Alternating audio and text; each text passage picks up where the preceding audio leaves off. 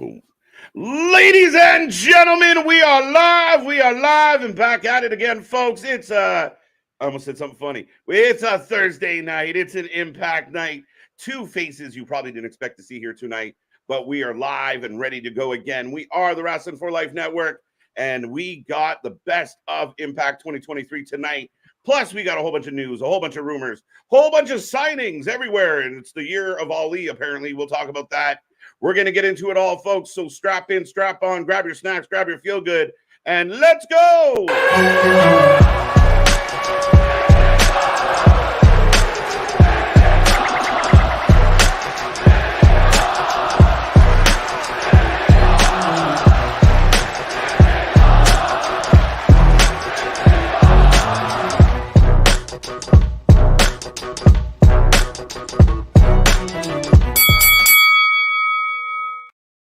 Ding, ding, ding. We're live and back at it again, folks. Like I said, we are the Wrestling for Life Network.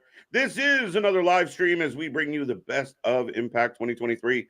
We got a little bit of time because we will be watching it on YouTube. So we're going to have a pre-show and kick off, have a little chit-chat with the boys in the chat, and make sure everyone's doing well tonight. But make sure you hit like, subscribe, join the family, become a member. Don't forget those super chats and super stickers. And all in all, be a part of the family. Folks, we're looking forward to this. I will remind you, I am Mr. Every Night, KJ White, the Iron Man of YouTube, and that is Big Nick. Ladies and gentlemen, boys and girls, children of all ages, the Wrestling for Life Network proudly brings to you its YouTube tag stream champions of the world, the Every Night Delight, KJ White. I'm Big Nick. And yeah, like you were hinting at earlier, I think we kind of got to talk about this already. It's, make way, hear the drums. Prince Ali, fabulous. He's wrestling everywhere. Everywhere. To his credit, man, he ain't wasting any time. Obviously, he had several things lined up waiting for the official release date, which was last night at midnight. And today, basically, I think there was 12 bookings that were announced featuring Ali. Everything from GCW to PR to he's everywhere, man. He's wrestling Mike Bailey. He's wrestling Gringo Loco. I think he might be wrestling Joe Schmo at the local Walmart here in the not too distant future, I feel. Yeah, you watch out when you're walking down the street. Ali might just break into a wrestling match with you. Might have been booked for a match you didn't even know about with Mustafa Ali. So, yeah, I mean, I think it's good. I mean, I wasn't the biggest Ali fan. I think Ali struggled to find his footing, in the WWE. But this is a great opportunity for him. I think this is a moment for him to kind of prove himself. It feels like he could be one of those guys that gets out there, does really well, and ends up landing himself a contract in one of the big 2-3 companies out there. I mean, he's playing around with a lot of Impact talent, and we will ask Anthony. Easy for me to say when he gets here. We will ask. There we go. We will ask Anthony. Wabbit. Yeah. But no, I, unlike you, was actually a Mustafa Ali fan. I think WWE kind of really never capitalized. Like, he was going to be the stalker, and they kind of pulled the plug on that. Retribution was awful. Then we started to get, politician Ali and everything, and then it kind of just went nowhere and puttered out. Mm-hmm. So I think he's gotten, the world by the marbles right now and everything. And I think he could honestly potentially be the surprise signee that Scott D'Amore was talking about with Impact. Well, even like you said, he's got a match with Trey Miguel. He's got a match with a lot of Impact talent already booked up. And he's one of the only ones so far that's got a ton of stuff already announced. I mean, everybody, like 12 plus people all became free agents at the same time, and he's already booked. Yeah, right out of the gate, he wasn't wasting any time. It seems like he was in high demand, which is good for him. And again, Ali going after Gunther is a little bit tricky, but Ali taking on Speedball, Ali taking on Trey Miguel, who you mentioned, Gringo Loco, being in a match with Penta. I mean, those are right up his alley, and I think they're going to highlight what he does bring to the ring. I never thought he was a bad wrestler. I feel like, I think the booking had a lot to do with why I struggled to get behind him. 1 minute he was a sympathetic cop from Chicago, then he was lighting up the place with his palm, and then he was, in a weird faction that never panned out. He had so many gimmicks in so little time, I feel. Mm-hmm. Now, the other name kicking around, Ali Truly a world tour. Yeah, he's going to fucking England. He's going everywhere. Right. And shout out to everybody in the chat, by the way. We will get to you in a quick second. Actually, Alexis, I think, is bringing up who you were about to talk about here. That's where I'm going. Yeah. What are your thoughts on this? Hey, I mean, he's familiar with MLW, so it's very interesting at a time where there's so many people disgruntled and trying to get out of MLW. Riddle seems like that guy that would walk by everybody running out of a burning house, like, "Hey, man, what's going on?" Like, for those who are just listening along, so Matt Riddle has, I guess, officially signed with MLW, like you said. Alex Hammerstone's trying to get out. Lance Inoue, he just got released, et cetera, and he's like, "What's up, bro?" But I've also seen people float out there that he might try and make an MMA return and everything. I almost wonder if, surprisingly, someone like Tony Khan, someone like Scott D'Amore didn't want to touch Matt Riddle because we saw the headaches that WWE had to deal with him. Why, especially if you're AEW, that's already got to put enough fires out that they're going to attack all the time, to quote Tony. Why would I welcome in someone that's going to be controversial, to say the least? I think you and I talked about this when he was going through his airport incident, that people talked about him going to other companies and such, and I wondered, because the WWE is such a tight corporate ship and he still found ways to bounce around and get himself in trouble, if he went to a world where like the wrestlers are running the whole business like AEW, would it then open the door for more issues, more partying, more troublemaking? When does he show up at work smashed? Or this man was in NXT and still almost got into a fight with Bill Goldberg and Brock Lesnar in WWE. Right? Imagine when people talk about what Punk has going on backstage and when he was in AEW. Imagine, like you said, a trained MMA fighter that's backstage and doesn't want to do business and isn't feeling it, bro. Oh, you've got some problems, Tony Khan. You thought you feared for your life before, sir. Oh, yeah. You think the Young Bucks go running into the dressing room of Matt Riddle to give them a piece of their mind? It might be a whole different situation than it was with Punk, right? You might catch some high kicks real fast. Right. But now, with that being said, Steve G brings up a very valid and a great point. Riddle versus Fatu is going to be a great match. Yeah, with all the other side shit, we kind of parked that. The fact that Riddle versus Fatu, there is a couple other matchups that will lend very well to Riddle in MLW. His in-ring shit was never an issue. He's good in ring. Yeah, he's good in ring. It's just the minute it's outside of the ring is the problem. Like him versus Alex Kane would be great. Like you said, Jacob Fatu, that's already booked. That's going to be phenomenal. So he's a very valuable asset for MLW to have because of what he can do in the ring. He's still going to get attention. He's still a name, but are you willing to, it's like, I've got the football game also pulled up on the site here. It's like when your team or you with the hockey, you sign a kind of guy who might get into it outside of the arena and everything, but between the lines, he's, phenomenal. Yeah. And that's what it ultimately comes down to. And again, there is a line where your antics or your inability to work as, a team player will get in the way, but it will be on him. Like, he cracked wise when WWE signed Punk. So the same thing will go for him now. All right. Trust me. Yeah. I just remember that because I specifically tweeted back at the sir saying, well, at least he can get on a plane. So, yeah, I mean, that becomes his, again, when you throw stones and you're in a glass house, now you got to live up to your own word here. And can you go get along? Can you stay out of trouble? Can you contribute to wherever you want to wrestle without causing any bullshit on the side? So we will find out very soon. I hope it goes well. I liked Riddle, so I hope this works out for him.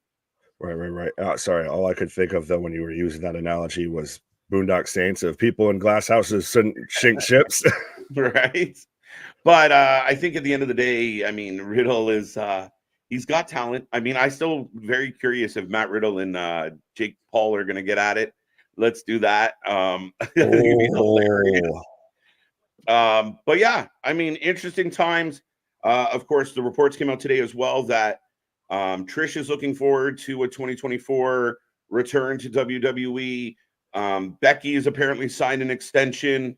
Bailey, sorry, not Becky. Bailey signed an extension. So yeah, I mean, it's crazy at this time of year where we're talking a lot about the signing. Like I don't recall another time where we were talking so much about free agents in wrestling.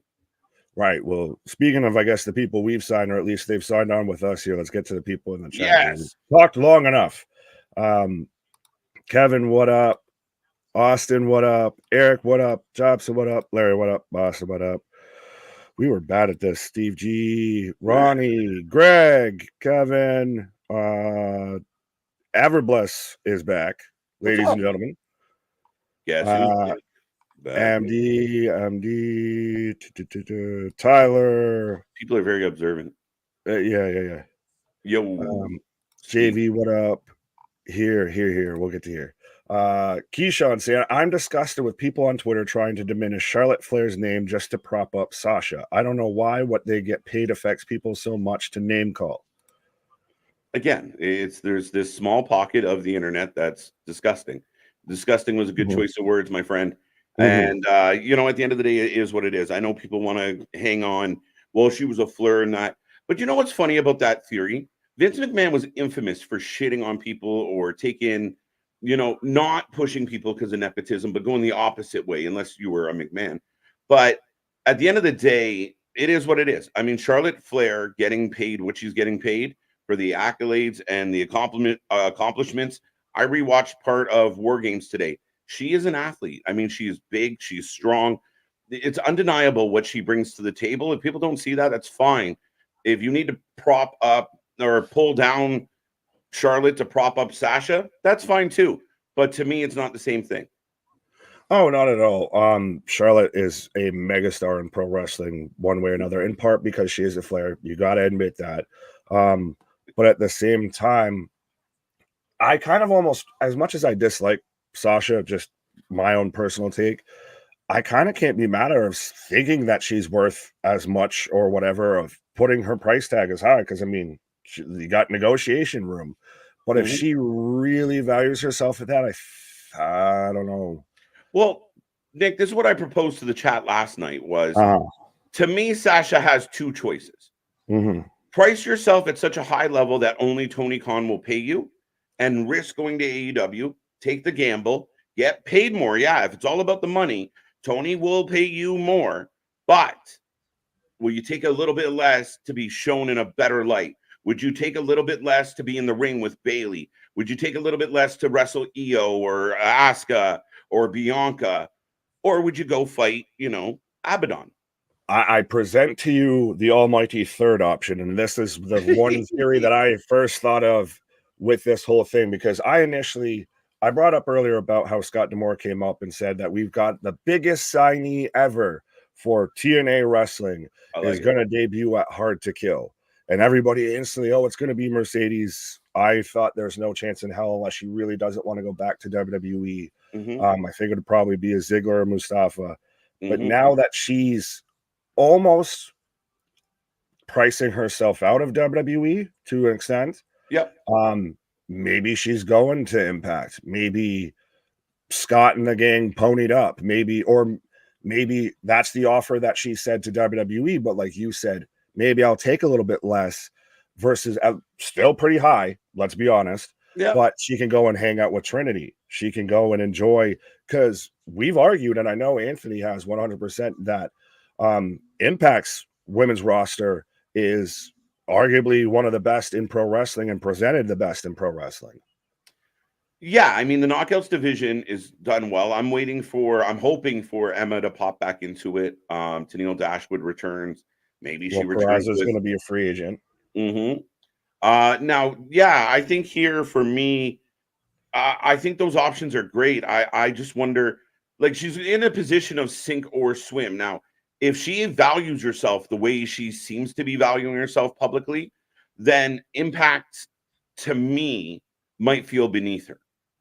Right? Like, because of what she's putting out there, would she go to the second, third rate company on less money? I don't know, because of how she views her. Would she view it as I don't want to go slumming, like that kind of thing? I'm too good for this. Well, we've at least that's such an interesting point. Because we've already, I guess, heard it reported from SRS, from Meltzer, et cetera, et cetera, et cetera. Whatever credibility you want to put on that pretty much the talks between her and AEW have ceased. Mm-hmm. So you really almost feel like you get down to two options here. And like Devin, the tribal chief, brings up, shout out my guy, take less to make more for Sasha's brand to be elevated. Like you said, maybe she sets it here. So when you meet her, not at Charlotte, but close in the ballpark, that's still fine. It's not, like you said, has she priced herself out? Well, and again, I will caution everybody who can hear us right now, because there was examples of Drew McIntyre, examples of CM Punk, examples of other athletes that we've dealt with recently that have, we heard Triple H himself. Like, we read these stories on the internet and they're not even close to true. Like, oh, Drew's walking out, Bray walked out, Punk's never going, oh, they're in negotiation, oh, Punk's meeting with the executive. None of that was true. So this whole thing about, well, Sasha's asking prices like Charlotte Flair money, it's all speculation. Very, very, very valid with this. That's 100%, I guess, the little cap that we have to put on all of this is we don't know. We're going off of what somebody else is reporting that probably also might not know. Yeah. And I mean, again, SRS has done it. Meltzer does it all the time. It's just his every time his mouth opens, the shit falls. That's his modus operandi now. 100%. So, I mean, that is curious to me. For all we know, she signed already and she's preparing to get back into the ring.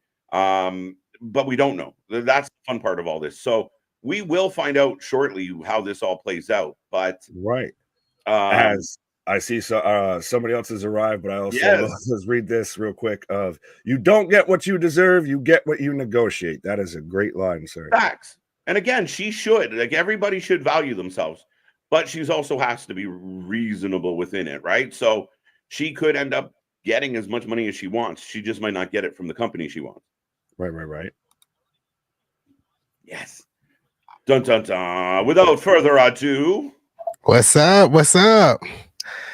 The hat attack is back, Jack. How are you, Anthony? I'm good. How you guys doing? Not too bad. Talking a little Sasha Banks. Ooh, that's a hot topic, isn't it? I want to know the opinion from the chapeau that runs the show here. How you feel about, well, who do you think the big signee for Impact is that's going to show up at Hard to Kill? And Sasha Banks' alleged asking price, is that playing a part into how you feel about that? I still think that the surprise signing is Mercedes Moné. I've been very stronghold that she's going to be in TNA. I did see that SRS said that she's no longer in talks with AEW, and I don't think WWE is in the question. That's just personally how I feel. I think, I don't want to say that ship has sailed. I think she'll eventually come back to WWE, but I think right now it's only been technically a year of her outside of WWE. I'm not talking about the 9 months she was potentially released, and then she started January 1st of 2023. But she's only been outside of WWE technically 1 full year, and I don't think she has made a name for herself as Mercedes Moné, but she still has more to do before she eventually goes back to WWE. Her asking price, though, I don't know. I think this was, in my opinion, the same asking price the first time around. I don't really think anything has changed. I don't think her asking price has grew since leaving WWE. I think this is the same asking price that was a year and a half ago, and they passed up on her, and she said, I'm gonna go make a name for myself. I don't really think she went up on anything. I think the timing is just, she's no longer in New Japan Pro Wrestling. Charlotte has signed a deal, and her deal is much lower than Sasha Banks' asking price. I think they just kind of wrapped that up in one. I don't think it's a hint to her returning to WWE. I don't think it's a hint for her to be in the Royal Rumble. None of that. I just think it's the asking price that she had a year and a half ago. Well, that is a valid point that you bring up, that it could just be timing of Sasha hits free agency the same time Charlotte re-signs the biggest contract that WWE has ever signed with a female performer or anything like that. But I do question though, so why do you think that Sasha's never going back to WWE? So if you're Sasha and I offer you the four horsewoman match, say if Charlotte hadn't gotten hurt, we have that versus Damage Control at WrestleMania and everything. You had your summer abroad, you did your tour, you went over to New Japan, you had your fun and everything. And you come over and now we get the four horsewoman storyline. We kind of get what you wanted for creative. Mm-hmm. That wouldn't be appealing. Well, I don't think it's like a never say never deal with Sasha Banks coming back to the WWE. I just don't think the time is now. I know she's been outspoken of staying in Japan and living in Japan. She has that opportunity to do that as long as TNA's schedule stays the same of wrestling once, doing 1 weekend a month. I just don't see it. I really don't, and I'm probably wrong because come Royal Rumble, like I'm probably going to be the loudest person in the building when I hear her music. But I'm just saying, I don't personally see it. No, she just sounds like the student that, to study a year abroad for a year and just decided to move there. It feels like a little bit. Right. The comment that's on the screen right now from Damien is exactly why I've predicted her to be at the Royal Rumble. So Triple H to me is the X factor. If Triple H can make amends with CM Punk, Triple H can make amends with anybody. We know how much Sasha and Bayley loved Triple H. We saw the pictures and the videos, when they were going through NXT. I think he could swing it. I really do. But my question would be, did she ever really have a falling out with Triple H? No, I don't think so. Because she had a falling out with Vince McMahon. Yeah. Then Triple H took the helm for those 9 months before Vince pushed himself back in. And there was time for negotiation with Sasha Banks and Triple H, but that didn't happen. So but it is also a much more settled situation when now the company's sold, et cetera, et cetera. But I can see both sides of it. My question that I thought of with that and now Triple H being the factor, is there anyone that you guys think, or even the chat or anybody, out of the recently now free agent superstars that were previously released from WWE that they end up signing back? Does Dolph Ziggler go back to WWE? Does Shelton Benjamin go back to WWE? Much like how we saw Hit Row go back to WWE. We've seen the last kind of group of Dakota Kai just came back to WWE with the start of Damage Control and everything. Correct me if I'm wrong, though. I feel like this current group of free agents, I mean, they were part of the Nick Khan, Triple H decision making. So I think that might change things a little on this one. Could they? Yeah, absolutely. But I think that, Triple H looked at his roster and kind of made the decisions on these ones. Was it during the sale though, versus now the sale's been completed and now maybe we assess where it is a valid point that you bring up, but I'm just curious. Mm-hmm. Yeah, it'd be interesting if they run it back. I don't see Shelton Benjamin being the one, especially what he just put up on Twitter just a couple of moments ago while y'all were still on air. It's basically him awakening from his 90 days non-compete clause and said, I got to go find work now. So I don't really think it's going to be Shelton Benjamin. Dolph Ziggler, maybe, but maybe he also wants to do his own thing. Boogs and Elias? Where else are you going to do walk with Elias outside of WWE? I would actually like to see Elias back in WWE. I want to see Elias work with Joe Hendry. Yeah, or Boogs with Joe Hendry. Boogs with Joe Hendry's better. The new 3 count. Boogs, Joe Hendry. Man, yeah. Right? Like bring them all in. They'll be the musical group. They'll be the monkeys of wrestling. Right. But so Anthony, what do you think about, because you kind of even sent it to us in the group chat. We've already talked about it before you got here, of Ali's new world tour that he's already pretty much announced. Within like 30 seconds, he's got about 30 dates. I'm super excited. The first one that really caught my eye was the speedball match. Like I was losing my voice when I saw that match come up. I'm like, oh my God, I'm going to see this match. And then it was like 20 minutes later, I saw the Trey Miguel match. And I'm like, how do I watch this? Where do I watch this? Because I have to be seated for both of these matches. I think this is going to be the year of Mustafa Ali on the indie scene. And I'm going to be seated for a lot of his matches. Hopefully, if I can find a way to watch him. Could he be an Impact guy? Yep. He could. He definitely could. There's a lot of possibilities, especially with the switch over to TNA. There's a lot of possibilities they can do with him in TNA. He's wrestled a lot of TNA guys, and a lot of TNA guys also still work indie dates. Like whenever we watch Wrestling Revolver, Macklin's on there, et cetera, from Impact. Well, TNA now. Mustafa Ali as X Division champion, 2024. Ooh, that's a bold prediction. Right? Yeah. I'm just trying to read a couple of these comments real quick. I like Elias. They just kept doing the same stuff with him. I don't know. Again, we're going back to the Vince era where Vince had kind of lost his goddamn mind and none of it made sense. They shaved him down head to toe. I don't know what to do with it. Once you go Ezekiel, you can't come back from that. I mean, they literally buried Elias on screen, and there's no Eric Young, there's no TNA Impact Shaman to wake Elias from the dead, I guess. Right. I do see a comment that I want to click on. I think I lost it if I can find it. My computer froze for a second. Let me see. It's from Steve G. Yeah, there it is. And then it disappeared again. I don't know what's wrong with this computer. But I believe Steve G. Yeah, so Steve G. basically said that Vince McMahon was never gone. He wasn't in control of the company. I mean, Triple H had creative. Stephanie McMahon and Nick Khan were what is it, chairman? Co-CEO. He was co-CEO. He was on the board, but he wasn't making any decisions, any daily decisions, until he pushed his way back in January of 2023. He was just trying to sell this shit before he could get out. He thought he could sell it and then stay back in control, get back in control. But I did like from Marverin. I keep wanting to say Margarine every time I read your name, sir. I apologize. Any surprise? Well, Anthony, again, we talked about this earlier, but any surprise with Riddle signing with MLW instead of AEW or Impact? Not really, because from my understanding, he was in MLW before, and also what I've seen from the TNA fan base, which is kind of shocking. Nobody really wanted him in TNA, and I never really thought he was going to TNA myself.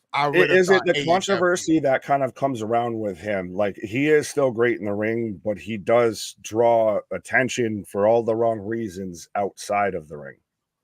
Right. And I think that's what it is. I think it's the negative attention he brings outside of the ring. And what you can tell from the Impact TNA locker room, that they're all like somewhat of a family, and they connect. And I don't think they want anything to kind of break what they have built so far going into 2024. And I can also see that from the TNA fan base as well, like keep him away from, which is surprising because they wanted CM Punk to come, who has a similar history backstage, but they didn't want any part of Matt Riddle. Yeah, I mean, I think you nailed it right on the head. Impact is a family, right? They're so, close knit. They're all kind of tied together. So to have them, have somebody come in and ruffle that, I think their idea with Punk is that he was kind of the kumbaya Punk that we're getting in NXT now. Right. So to go the other way with Riddle, where he's a little more volatile. And again, not that he was like a dick or anything. He just got himself in a lot of trouble. He put his foot in his mouth a lot. And again, I think Scott D'Amore's got a very clear mission in mind for 2024 and in TNA wrestling. I still argue and still stand by this statement. I think 2024 will be the kind of showing point here of Impact is the #2 promotion in the US. I think they're making good head at doing that, because this week alone, with each day dropping some type of hint, some type of announcement, some type of signee, even if it's just a re-signee, is getting people talking, and a lot of impressions on their Twitter account from what I can see. So they're trying real hard to make a name that we're back, we're here to stay, and no one's gonna take this away from us. Well, KJ, you very much nailed it on the head. Of Scott D'Amore seems like he has a plan with this. Of there was a reason, and it's calculated, that we're going back to TNA, that we've got a whole vision with where we're going forward now. Yeah, I mean, again, I think he's trying to push it to the forefront. They're selling out the venues they're booking, which is ideal for them. The crowd that goes to their shows are invested. They are totally into it. Their fan base is loyal. And they are the little engine that could. So everybody loves a good underdog story. And I think Scott's done a great job of like Anthony just said, I mean, every day it's like, oh, we re-signed this person, or we're officially bringing Kushida back. What was the name? Danny signed. Danny Luna. Yeah. So I mean, they're making noise, which I mean, there hasn't been this kind of buzz around this company, I would argue, in a little bit. Right.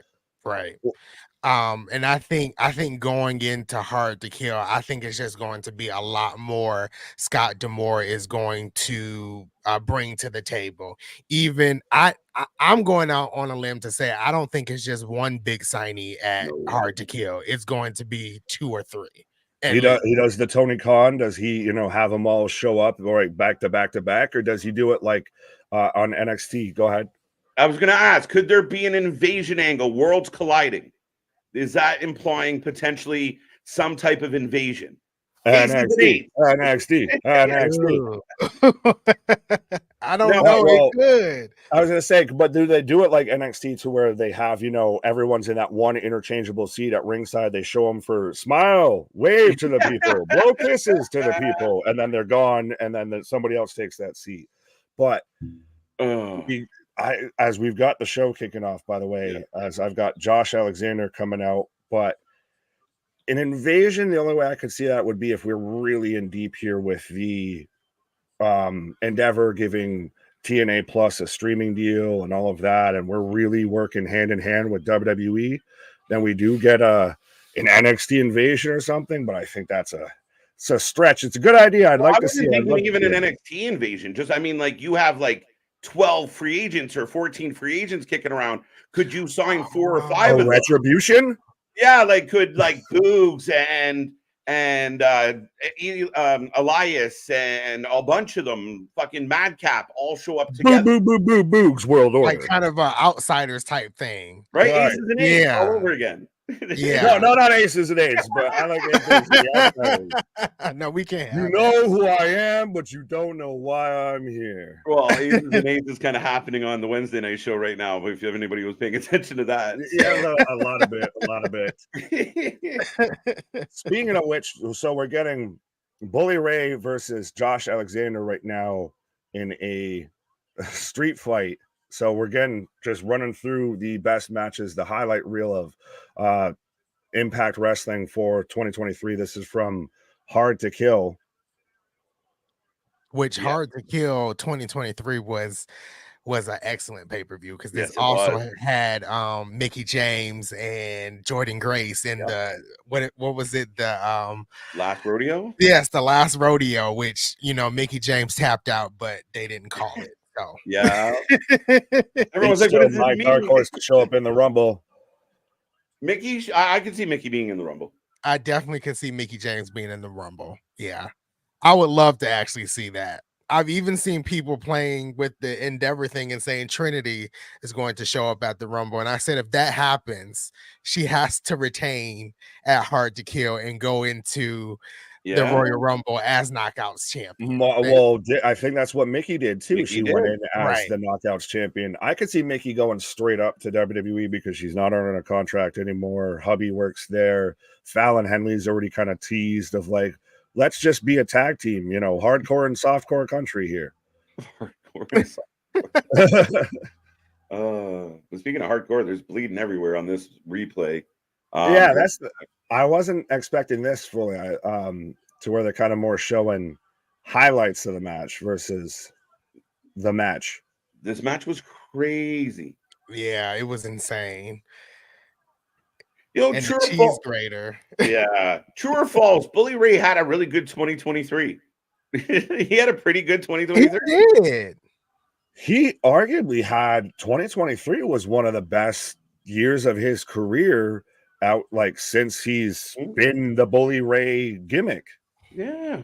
Even when they were teasing like Jordynne Grace and Bully Ray feud, like I was like, give us that. And then they had that little moment in the gauntlet match at Bound for Glory. I mean, he's had an excellent year. Right. Oh, I'm going to let you two gentlemen talk and I shall return. Fair enough. How you doing, sir? I'm doing pretty good.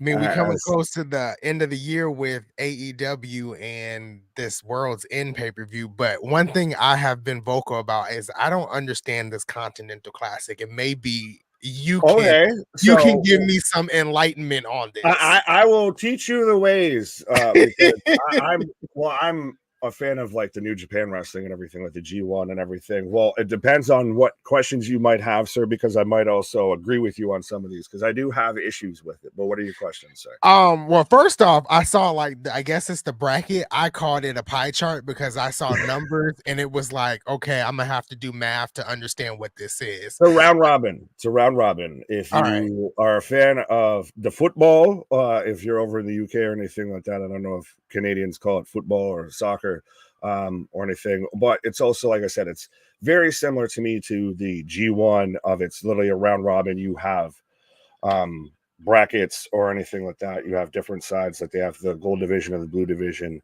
and you know, pretty much whoever gets the most points out of that block, because the G1 does it much bigger and they have blocks, and whoever gets the most points out of that block move forward, and so on and so forth. Okay. All right, that's a little better. Because I thought it was like one bracket, and then I saw it was like a blue bracket and then a gold bracket, and I'm like, okay, so at the end, is it somebody from the gold bracket and the blue bracket facing off? Yes. Okay. It's like the best thing I guess I could compare it to is like the World Cup. You have your round robins, you have your Group A, your Group B, all of that, and then whoever wins that group, they move forward, and then the winners from that. But it's just a much smaller version of that. But KJ from the Great Beyond even pointing out how only 2 or 3 matches announced for World's End, which is in 9 days, folks. 9 days. And I'm sure Tony Khan is going to like give us 10 matches come between Collision and Dynamite on Saturday and Wednesday. Like I'm 99% sure. No, I don't think it's top 2. I think it might be top 2. Well, Man's here every Wednesday, but I think it's top 1. But either way. But Tyree, what up? Keyshawn, what up? Richard, what up? But so what else? What is next? And by the way, if anyone else is confused, I guess, about the Continental Classic, as we're watching Impact we've got Thumbtacks, we've got Bully Ray putting on a full Nelson on a Josh Alexander.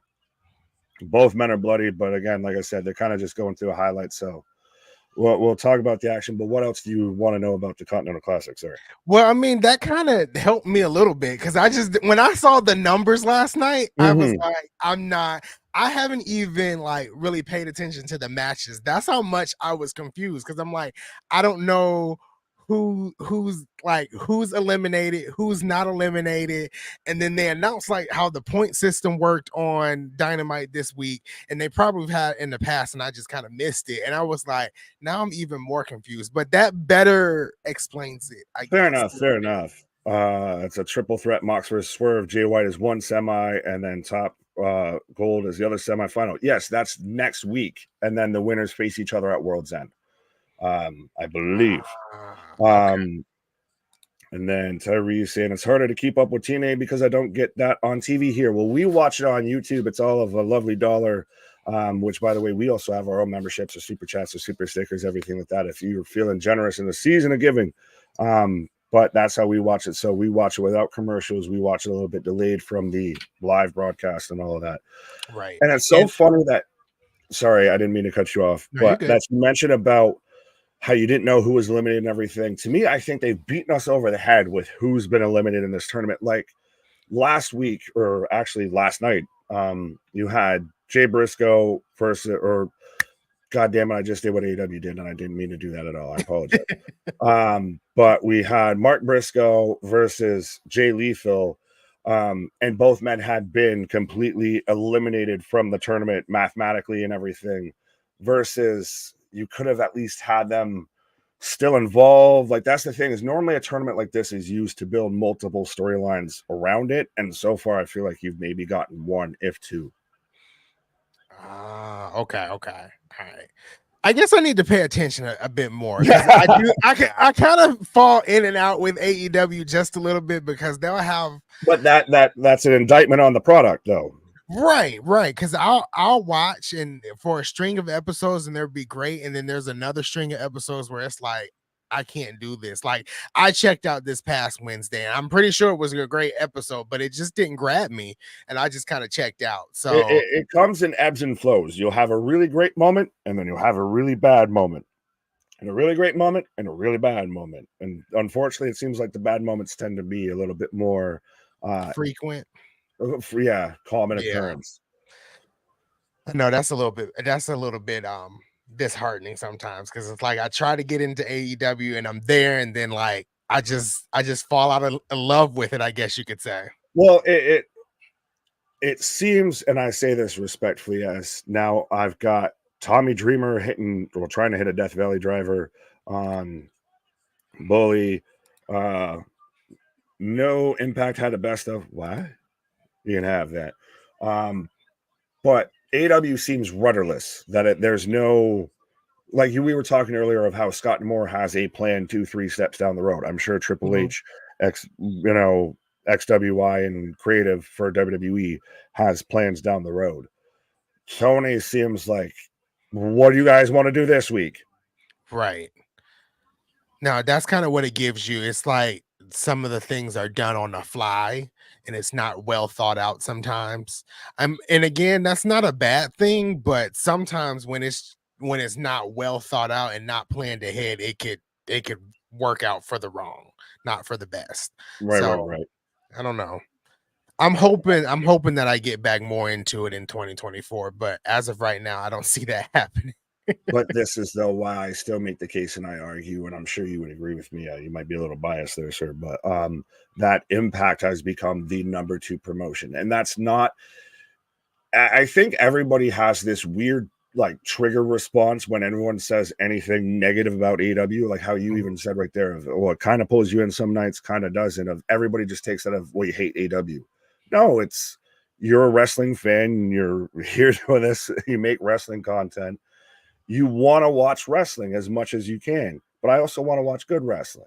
Exactly. And I even tweeted out last night. I was like, I'm spending most of Dynamite trying to figure out how I can sign up for TNA Plus. I literally said that because I was trying to figure out, like, are the weekly shows going to be live? Which I don't think they are. They're going to upload at 10 o'clock after the broadcast. But I'm like, that's what I was trying to figure out during Dynamite last night. I wasn't even paying attention to Dynamite. The only thing that grabbed me was the Swerve and MJF promo backstage. That was hilarious.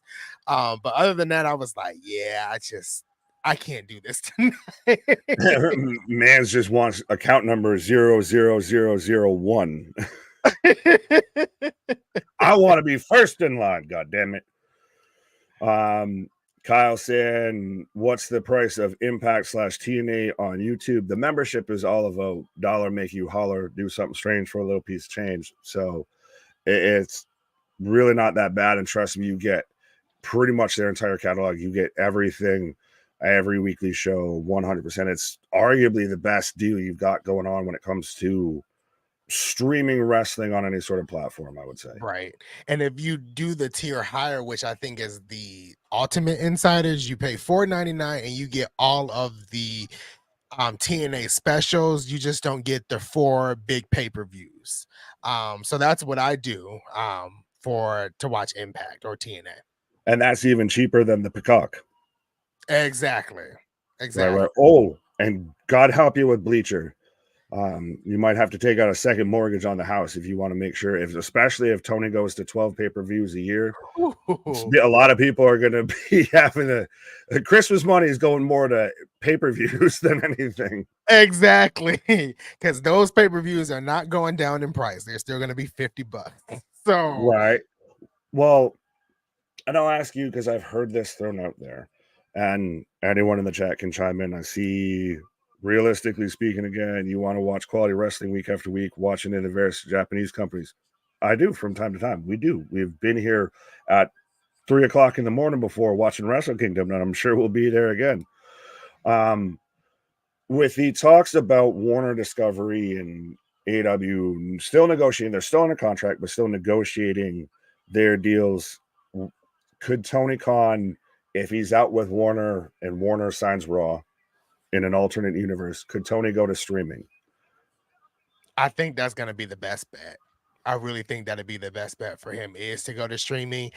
I'm not sure. It's kind of hard with WWE, like basically dominating the wrestling market on paid television.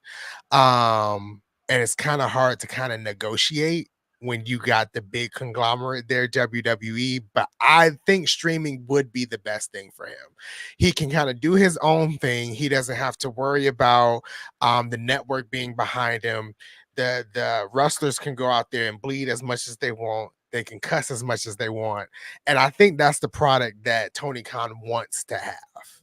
I really do think that's the product he wants to have. That's fair enough. If that's the lane he wants to be in, but it's not going to be what he tries to always claim it is, of it's the number 2.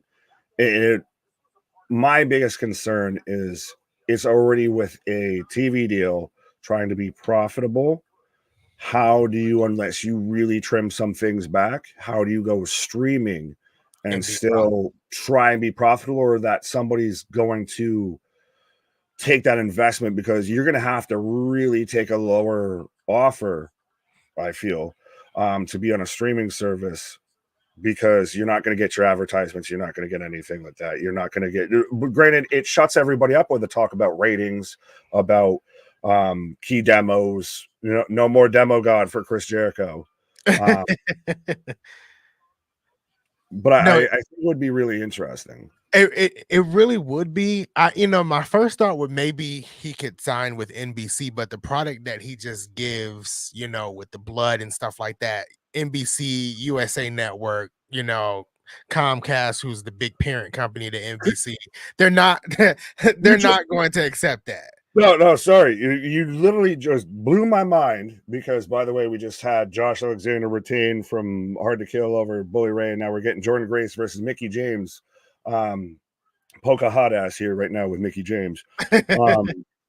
But I haven't heard anyone else pitch the idea that Warner signs Raw and USA, who had Raw, signs AEW. I've not heard that, and that was like my first thought. Like maybe Dynamite would go to USA, but I did forget that SmackDown is on USA, because that's still happening. That's still happening next year. I really struggle with seeing AEW find a home. I really do, if it's not streaming. Well, I think it's more of, if it's not Warner at this point, of it's arguably that they've allegedly got a part of the stake in the company. They get part of the pay-per-view revenue share, etc. So be very interesting. Granted, we've still got a good bit of time, but I still think it's super interesting that the only media rights left for WWE, to be sold are Monday Night Raw with CM Punk on it. And we had one of the last CM Punk promos in AEW was talking about the heads of Warner calling him One Bill Phil and all of that. And it seems like CM Punk is the one that opened the door for WWE to even talk to Warner Brothers. Oh, absolutely. And I will, with all of this being said, I personally do not want to see AEW fail, because we wouldn't have the WWE we have now if AEW wasn't at least there, wasn't at least arguably at times even considered a threat, because there was plenty of times, I want to say a year or two ago on here, well, yeah, when we pretty much started the channel, that AEW was the best show of the week every week, and the tides have now changed because WWE had the response of taking it on the chin. No, agreed. I think competition is always good. Competition is always good. We wouldn't have this back and forth. We wouldn't have these negotiations. We wouldn't have these announcement of big signees if it wasn't for AEW. It would just be, we'll find out on an episode of Monday Night Raw or an episode of Friday Night SmackDown. Competition is good, and it's needed, because you get the best of both worlds when competition is there. Iron sharpens iron. 100%. Exactly. And Boston, if we do a Wrestle Kingdom watch along, I will do my best to be there, because that sounds lit. Well, see, the best thing about us and being on YouTube and everything is, even if you miss it, you can go back and rewatch it. Right. So be a friend, tell a friend. Kevin saying, what up? Steve G saying, well, he's saying it to Kevin, but I'll take it as he's saying it to us, saying happy holidays, Merry Festivus, all of that. On the head-to-head, AEW was killing NXT, which is why they had to change the date. So for a while, it was killing one of WWE's shows. That's a very valid argument. Mm-hmm. And it made NXT now the monster that it is. It knocked it from the 2.0 era, the Rainbow Warrior, back into being the third brand. No, you're exactly right. They had to go to another night and fight to get back what they kind of lost with the battle with AEW. So NXT, from what I'm hearing, is doing great things over there, and I hope they continue. I gotta get you watching NXT. I gotta get you on here. I think try you so on hard. NXT would be phenomenal because I've been the NXT guy for the longest time. I still stand that in 2023, it is the best weekly show in professional wrestling. It's not without its faults. Right. I've been very critical of like when we had the bar rescue. I hate Counting James right now. Izzy Dame. I still don't know who this woman is. But it week in and week out, it is the best consistent pro wrestling show, I feel. I try with NXT. I try. I think the biggest struggle with me for NXT is I can't get behind the storyline that's happening. You know, the wrestling is on point. There's nothing wrong with the wrestling, but I try and I'm like, I can't find myself in it. I really can't. All right. So then I guess round 2 of questions with Big Nick from Anthony of what do you need explained in TNA here. But I do want to click on Eric here first saying seasons beatings, fellas, and slamming New Year. Shout out, my guy. Appreciate you 100%. Be a friend, tell a friend, like, share, and subscribe. We hit 1K subscribers last year. We're still under, this year banner. I still always go by the actual January date and everything, but we just passed 3K subscribers. I missed my chance to do the 316 because we're on the 3.17 but absolutely be a friend, tell a friend. Nobody does it like we do, often imitated, never replicated, and just killing the game. So we just saw Mickie James pin Jordan Grace and win the knockout title. I missed the moment where she tapped out, but yeah, this was the match that got me hooked to Impact in 2023, and I've been watching ever since. There you go. But so what do you need to know? What storyline do you have questions about in NXT?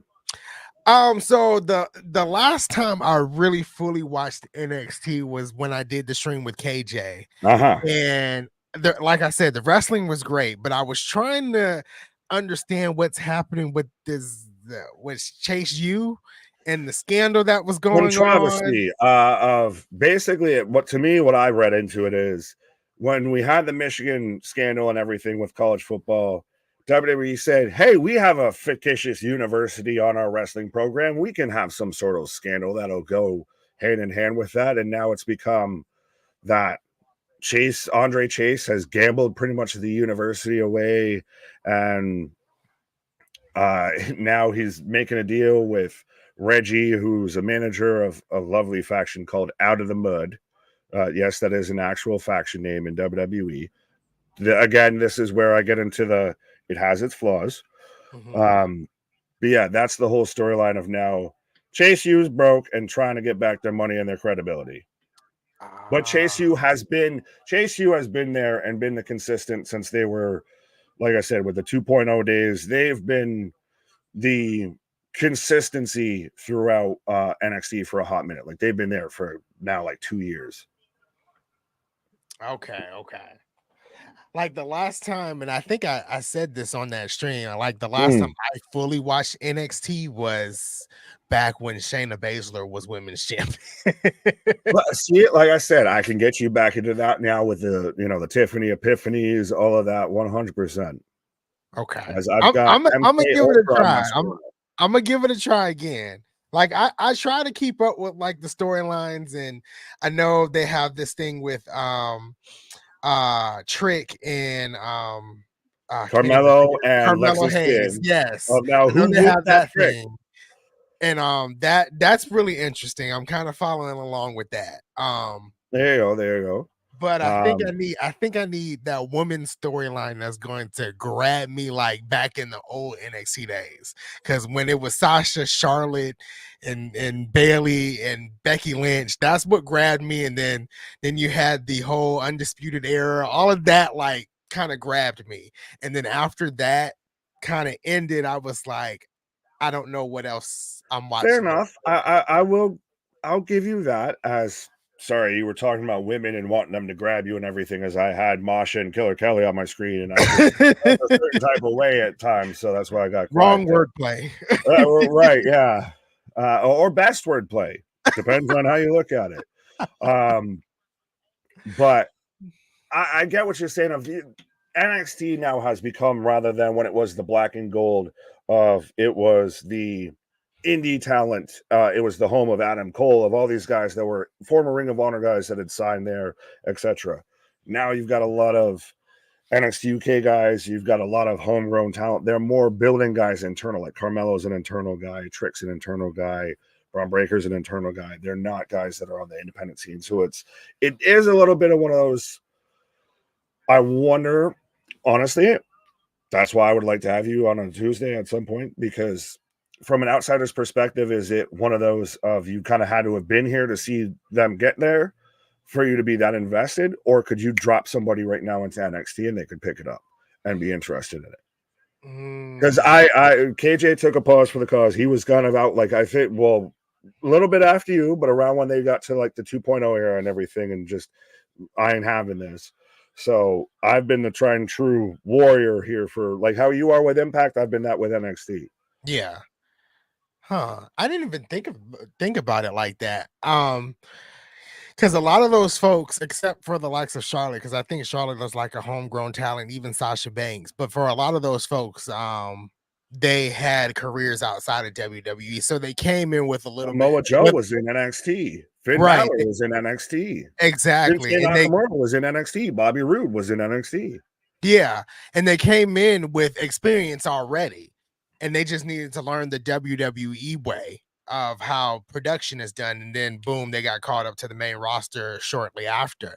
Right. I guess because more of this NXT is a lot of homegrown talent, and they're actually learning while being on screen. Maybe that might be my issue. I didn't even think about it. Well, no. Like that. Well, so MD brings up a great point here of Kiana James versus Roxanne Perez is, I think, a women's storyline that would get you into NXT. Granted, Roxanne was Roxy on Ring of Honor and everything.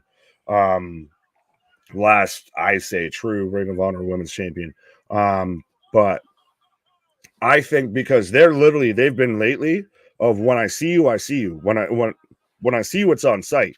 They've done them of, like, they're in the weight room and everything and just having at it.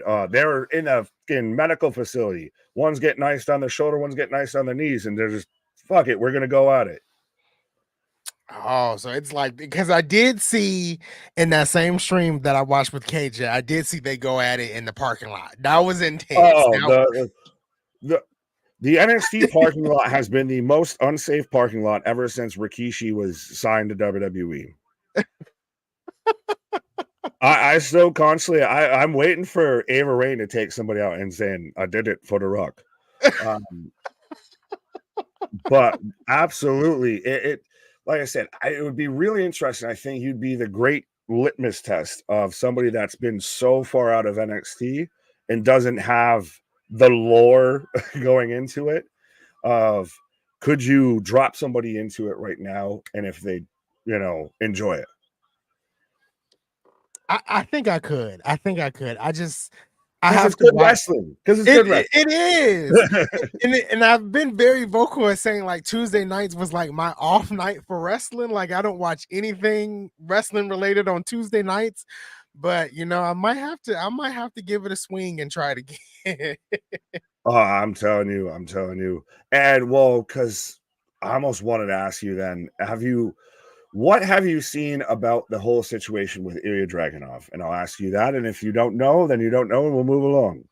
So I do know, and the majority of the information I know is from people saying that that guy, can't think of his name, Ridge Holland.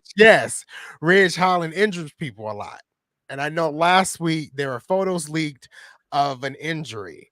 I think this week it was more of an injury angle. Is that correct? Yes, it was very much an injury angle, and Ridge has been plagued with the stigma that he's unsafe to work with, that anyone that he works with.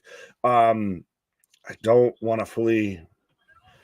He's gotten a little bit of that because D'Lo never really had it, but that same, like the D'Lo Brown draws incident, I feel like Ridge and the Big E thing right now really haunts him, or really kind of overlays. Like there was a point where this man got off Twitter, everything, social media, because of the backlash to that. So that's why, to me, I thought it was a little bit, I'll say, in poor taste to do it with him.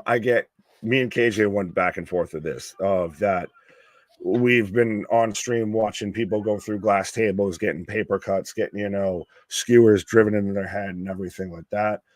But I don't want to put more onto the guy's plate that he already is having to deal with for a storyline. Like the fact that it's a storyline, I get it, but it seemed out of place.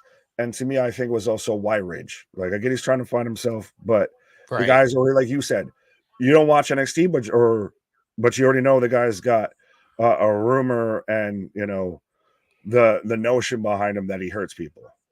Right. I can agree that it's in poor taste. I feel like they were trying to do the same thing with Nia Jax when she returned, and every week she was kind of taking out a woman, and they said Nia Jax injured this person or whatever. And I think Nia Jax has kind of risen above that. Maybe they're trying to make that work with the Becky thing of, even your own knees didn't believe in you. Right. That was definitely funny. But I think maybe this is somewhat of a redemption for Ridge. It could turn out to be a redemption for Ridge in a way, and I think that's how it's kind of redeemed Nia Jax, because honestly, I don't know about you, but I haven't seen as much Nia Jax hate as I seen when she first returned to WWE. Not at all. Right now, trust me, I think most people have kind of become like me, of you're fine. I will take a Samoan drop any day, ma'am. I've seen a lot of people very quiet, and I remember even saying a couple of weeks ago on Twitter, it didn't get a lot of traction. I'm like, a lot of y'all are quiet now about. I would rather, and again, this goes back into our Sasha conversation. Now Charlotte's out 9 months, so again, I think the women's 4 horsewomen match is just forever cursed. I would have rather seen Damage Control versus the women's 4 horsewomen and see Rhea Ripley go against the Nia Jax at WrestleMania for the women's title than see Rhea versus Becky again. I would pay money to see Nia Jax versus Rhea Ripley. I've been a huge fan of Nia Jax for a very long time. So there you go. Give me Nia, give me Rhea Ripley at WrestleMania, and I'm paying to see it. Plain and simple. Right. MD saying, "Nah, I love me some Nia Jax." Nia embraces the hate. Where is Luan? Landon, I don't know who Luan is, or if it was my turn to watch them. But we are quiet because she hasn't made obvious mistake. She's fighting clean, so she hasn't given us a reason to complain. Good on her. But can I touch on that first? Wait, go ahead. Okay. So this was the thing I said when she first came back to WWE. I said, give this woman a chance. Everybody jumped on her case when she came in. This woman was training with Charlotte Flair. She also lost a ton of weight, and she had been training for an in-ring return, from my understanding, for over 1.5 years. And everybody jumped on her case. And I was like, give this woman a chance. The first night, she was there, she did that bomb on Rhea Ripley, and everybody was like, oh my god, she can't wrestle, please get her off screen. Ever since then, everybody has been shut up, and I'm like, if y'all would have just given this woman a chance and not dogged her on her return, where she even had to mention it on Twitter, where Asuka had to mention it on Twitter, we wouldn't have been in this situation. I believe the wrestling fandom has a problem with giving people a second chance and holding on to grudges that really don't even involve them.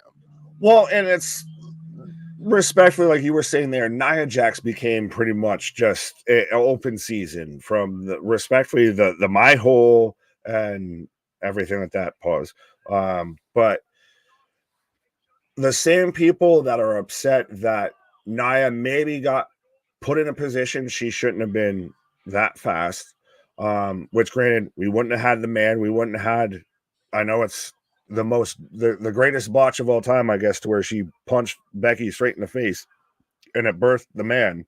But the same people that are upset about Nia Jax from before are the ones that are now, why isn't Jade getting already put, on television? Why is she still having to do stuff in the Performance Center? Because even Hunter said, she's green. We've got to make sure she can go and be presented in the best spotlight, because they've seen, like you were, to your point, what can happen when you put somebody out there that's supposed to be a powerhouse and they actually do powerhouse things to people and things get broke. Right. I like what MDB down here says. You just clicked on it. Oh yeah, I'll give Nia Jax a million chances. And going off what Boston Gamer is saying here, yes, these matches are top tier in Impact from this year.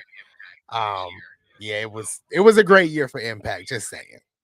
Oh, that's absolutely. Coming from somebody that just loves Impact.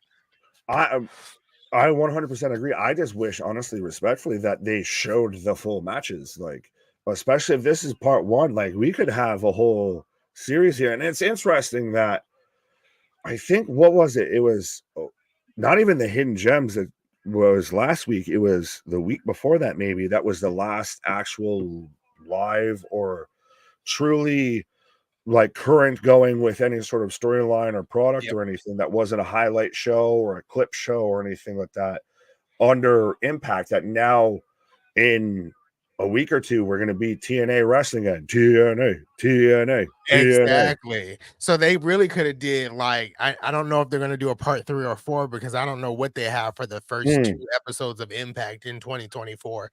But they really agreed could have showed the full match. The full match is here. But so with your first match with TNA coming back and KJ from the Great Beyond, you can always just pop up and just ask these questions, sir.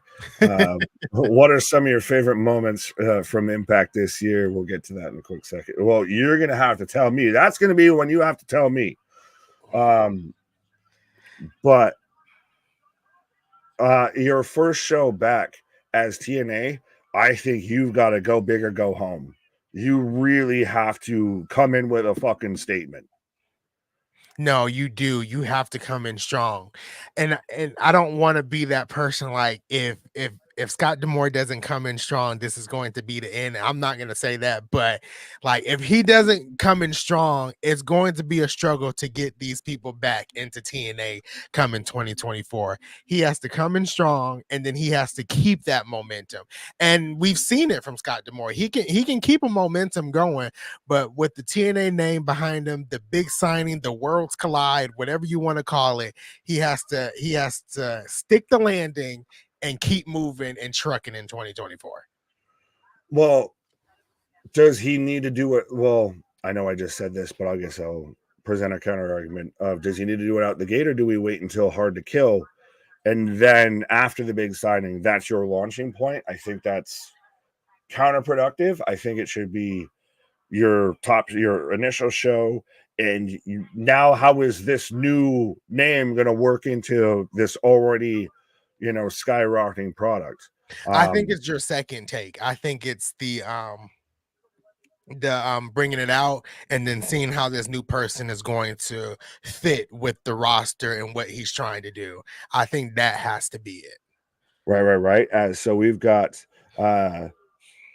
1, 2, 3, ABC there winning the Impact Tag Team Championship, Tag Team of the Year award. Sorry. That's good. They deserve it. If it was going to be anybody else, it would be the Rascals, but they didn't really reform until June-ish. Not your Motor City Machine Gun. Not Chris Sabin, Alex Not Shelley. really Motor City Machine Guns, because they were kind of separated throughout the entirety of the year. Like they were a tag team at the beginning, but then Alex Shelley went on the hunt for the world title, and then Sabin was X Division. I'm so bad with names. Sabin went and fought for the X Division title, and so they've been kind of separate since then. Hey! No, Nick's gonna take a pause for the cause, so I thought I'd come back and say hi to you. But you called this actually as ABC being the tag champs. Even when we discussed it amongst us, you were like, we got to talk about ABC. They had an outstanding year, my friend. They did. I mean, banger matches. The storylines in all with Impact were not great this year, and I can admit that being a strong Impact fan, but they had some great matches with Subculture, with the Rascals, and I'm hoping they do another ABC versus the Rascals at Hard to Kill, because it seems like that's what they're kind of pushing to, and I hope that comes, because I think that'd be great for people that haven't seen Impact or TNA in a very long time. Showcase your top tag teams, ABC and the Rascal, on the first TNA pay-per-view of 2024. Yeah, they should tear it down. I mean, the Rascals, we all know what they bring to the table, former champions, and they did have a pretty good rivalry. Like you said, storylines were a little lacking at times. I think like Bully and PCO and Macklin had some of the more prevalent ones, but the tag team division was kind of run by the Rascals and ABC for the most part. Exactly. And, come to think about it, I wonder if that was Scott D'Amore's point throughout the entirety of 2023 with the storylines, because he was trying to shift from Impact without us really knowing to TNA, because apparently that TNA changeover or the announcement was supposed to happen at Slammiversary. So it kind of seems like he was like, let's just downplay the storylines this year. Let's just give a great product with wrestling. And then 2024 we'll pick back up with those storylines, or pick it back up with new storylines, and then to push us in the future. Because I think he's trying to use that TNA name to bring a lot of eyeballs back to the company. And if you do that with some of the current storylines, I don't know if it would stick, because a lot of people have this stigma that Impact Wrestling never really existed. It was TNA, and then it kind of died. So that's what I kind of think. That's a very good theory. Just real quick, I got Kushida and Macklin from Rebellion, which was a really good match this year. And Kushida re-signing is cool. But yeah, I think that's a very good point. I forgot that there was rumblings of that, it should have been announced at Slammiversary. So again, I think you start kind of putting your pieces in place, even if us as the fans don't really know what you're up to. So, and again, overcommitting to something as you change the brand and you're bringing in new faces and new names. It's kind of hard to relaunch when you're in the middle of things. Exactly. And I think really that's what Scott D'Amore's plan was all along. And just thinking about it, seeing people talk about how the ending of the year, much hasn't really happened. I think that's on purpose. I really do think that's on purpose, and a part of what he's trying to do come 2024. Yeah, really bring finality to it and then start fresh. I mean, that seems to be a good plan for him. Yeah, exactly. There's a question here for you. Thoughts on Jordan and Trinity at Hard to Kill? I saw an interview with Jordan Gray saying she wants to bring the intensity out of Trinity. And I seen comments under that who were in support of Trinity, but also said Trinity kind of needs to wash the WWE look just a tad bit, and not really changing her gimmick as the Glow, but just bring out more fire in her. I think this is the match that's going to do it. I struggle to this day to choose a winner. I don't know if it's going to be Jordan Grace. I don't know if it's going to be Trinity. I do believe Jordan Grace can bring the TNA Knockouts division to another level, but I also think Trinity can as well. So I don't know. If Trinity wins, I'm still going with my bold prediction. I did it with CM Punk, so I'm doing it again. Trinity retains. and Mercedes Moné shows up right after. That is my Woo! That's juicy. See, one of my bold predictions for 2024 was Sasha's going to be in the Rumble. So me and you might have a little side bet to figure out, you know, who's right on this. We'll find out by the end of January for sure. So exactly. I think Trinity Fatu has done an excellent job transitioning. I think she's kind of a little bit of a big fish in a smaller pond. It's allowed her to stand out, but I do agree with some of the, I don't know if criticism is the right word, but some of the drawbacks that fans have picked up on. And I think that's what hurt her in WWE as well, because she was always very light and fluffy, right? You know, you never thought she was really intense about things. Sometimes I think Belair is very similar to that, of like, you know, you got beat up real bad last week, but here you are spinning your hair and you're happy and skipping. I think you're right. Jordynne Grace has the ability to yank her into that intense mode. We saw Jordynne Grace take on Bully Ray or take on a Matt Cardona and get in their face. And Jordynne Grace is an intense athlete that I would love to see if, you know, Trinity can go to kind of that darker side and not be so feel my glow. I'm still glowing. Exactly. But you know, I got a chip on my shoulder about it. Exactly. And I think a little bit they were trying to bring it out just a tad bit with the Alicia Edwards feud. Yeah. I feel like that little short feud, I feel like they were trying to bring it out. Yeah. But I don't think it hit. I think Jordynne Grace is that person that can really make it happen. Yeah, I think the thing with Alicia's a tricky one. Like I you know, acquired taste with Alicia at times of like, you know, I think she's still trying to really get herself over in that group. So trying to get, you know, use her to get Trinity to a next level is tough. But Jordynne Grace so established, I think there's a lot there. No, agreed. Ooh, that was a move by Steve Macklin. But yeah, I'm really excited for this because the whole landscape of the Knockouts division can really change at Hard to Kill. Same with Moose and Alex Shelley. I really believe Moose needs to bring TNA into the future. And he win the championship at Hard to Kill. So it's tricky. It really is tricky going into Hard to Kill. I want Jordynne Grace to win, but I also think if Trinity, if she brings out that intensity in that match and Trinity retains, I think it's going to be a whole different ballgame come 2024 for her. Yeah, I think so. And I mean, I think you mentioned to me before about your Moose theory, and I was like, yeah, you know, that kind of feels right. I mean, as far as getting high level main event, you know, competition, Moose might be that guy. Like he, you know, 2022, he was kind of the face for a big chunk of it. So to go back to him, he's such a good athlete. Yeah, I'm all for that. I think that's very intriguing. No, I'm really excited. And I've been telling people just be seated for Hard to Kill because you don't know what's going to happen. Like it's going to be insane. Hard to Kill. And I've seen a lot of even wrestling creators on TikTok, on Twitch, they've even started talking about it more and how they fell out and the hype is bringing them back. And that's what I like to see. Like come back, see what they've been doing and get into it at Hard to Kill.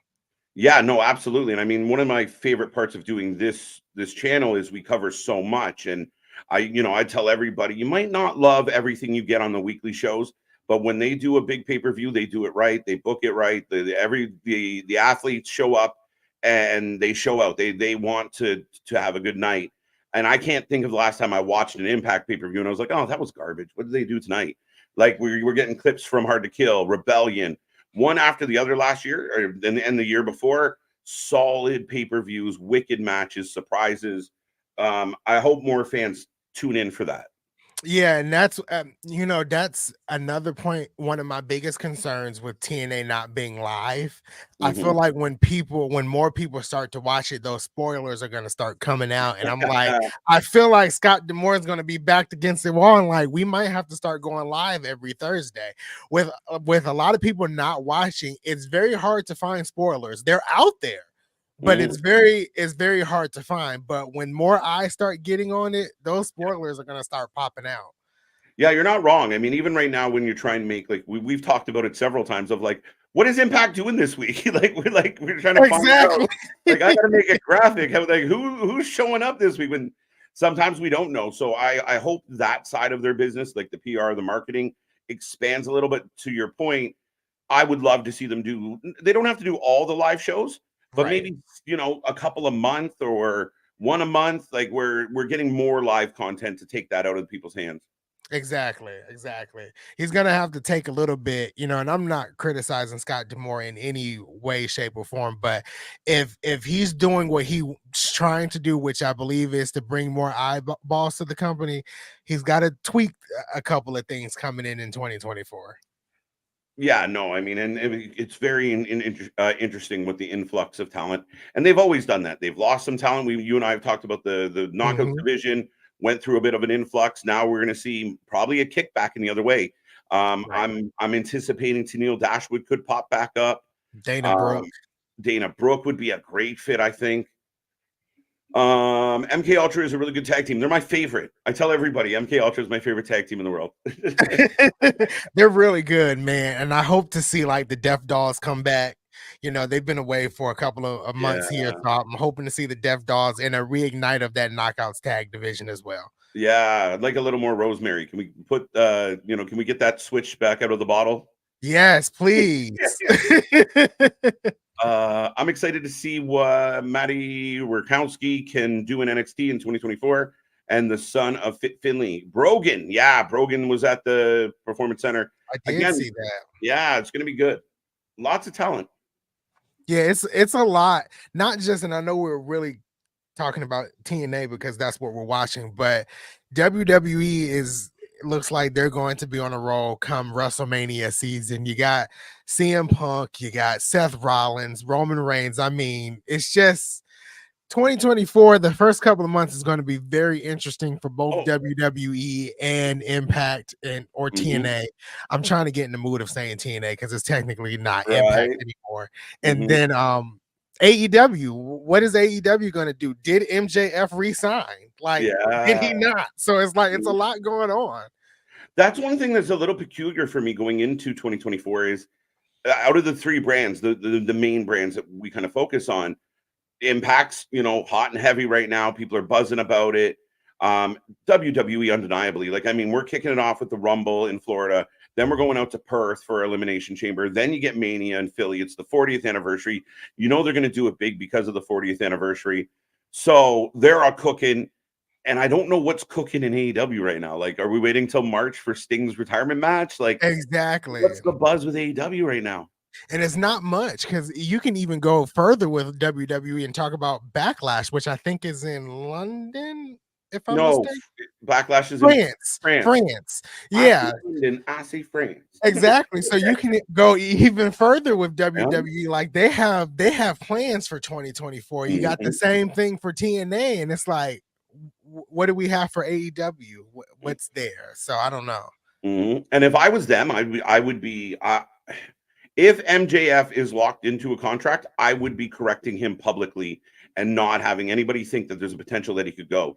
I don't know what the strategy behind making people think he might leave of well, I could have went there, but I stayed here. But I mean, you run the risk of there is not a lot of good news coming out of your brand. I mean, they did 782,000 on average last night. That's not good. Right. The only thing I can think of is maybe they can do something similar with the CM Punk storyline from 2011 with after he retains at World's End. If that's the case, he's like, I'm taking this title and I'm going to defend it somewhere else. Maybe that's what they're trying to do, but I don't know.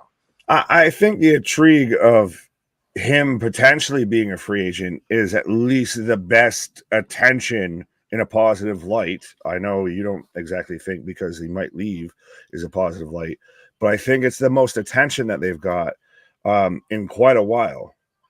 Fair enough. I mean, again, but I'd almost want him as the face of the company to be like, oh, I'm not going anywhere. My contract's not in jeopardy. I'm extended. I'm here long term. This is the best wrestling company in the world, and I'm not even considering my options. No, because when he's the devil, you can turn around and use that as the storyline. You better not be the fucking devil, bro. The devil's pissing me off. Is that not the best way you could do this outside of Adam Cole, who probably has a bum ankle? Yeah. I think maybe. It's all over the place. I was gonna leave here. I'm gonna just destroy this place now. We go back to the heel MJF. Fire me, you fucking mark, and all of that. When MJF was really the most talked about thing in pro wrestling, outside of he had a blink and you miss it cameo in Iron Claw. Right. Fair enough.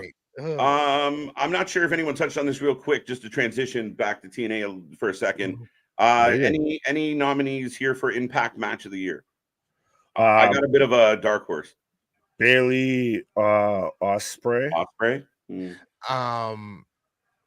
A match that didn't involve Will Ospreay, I would say PCO versus Steve Macklin at Under Siege. Yes, potentially could be match of the year. Yeah.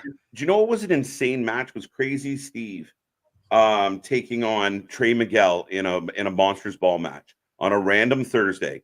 And someone had to remind me that match happened this year, because I'm like, we've had so many amazing matches. Like that actually happened, where we're going through bed of nails and everything. Even Macklin PCO was insane. Like the one where Macklin ended up with the flappy. I forgot that was this year. Oh yeah. PCO tried to scalp him. Yeah, right. The